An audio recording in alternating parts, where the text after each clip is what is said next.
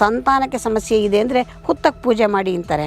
Packet ಹಾಲು ತೊಗೊಂಡೋಗ್ತಾರೆ, ತುದಿ cut ಮಾಡಿಬಿಟ್ಟು ತೂತಿನೊಳಗೆ ಅರ್ಧ ಲೀಟ್ರ್ ಹಾಲು ಸುರಿದು ಬಿಡ್ತಾರೆ. ಆಕಸ್ಮಿಕವಾಗಿ ಹುತ್ತದ ಒಳಗೆ ಹಾವಿದ್ದದ್ದೇ ಆದರೆ ಉಸಿರು ಕಟ್ಟಿ ಪ್ರಾಣವೇ ಹೋಗುತ್ತೆ, ಮತ್ತಷ್ಟು ದೋಷ ಉಂಟಾಗುತ್ತೆ. ಹಾಲನ್ನು ಸಮರ್ಪಣೆ ಮಾಡಿ ಅಂದರೆ ಕೇವಲ 3 ಉದ್ಧರಣೆ ಹಾಲು ಸುಮ್ಮನೆ ಹುತ್ತದ ಮೇಲೆ ಹಾಕಬೇಕಷ್ಟೆ. ನೀವು ಹಾಲನ್ನು ಕುಡಿಯಕ್ಕೆ ಕೊಡಿ ಅಂತ ನಾವು ಹೇಳಲ್ಲ. ಹುತ್ತಕ್ಕೆ ಹಾಲನ್ನು ಸಮರ್ಪಣೆ ಮಾಡಿ.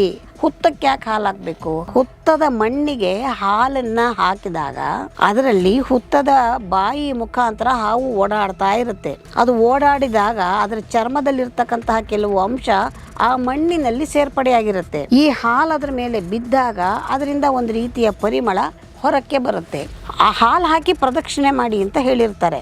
ಪ್ರದಕ್ಷಿಣೆ ಮಾಡುವಷ್ಟು ಕಾಲ ಏನು ಮಾಡ್ತಾರೆ, ಯಾರು ಅಲ್ಲಿ ಇರ್ತಾರೆ ಅವರು ಆ ಒಂದು ವಾಸನೆಯನ್ನು ಸುವಾಸನೆಯನ್ನು ಆಘ್ರಾಣಿಸ್ಕೊಳ್ತಾರೆ.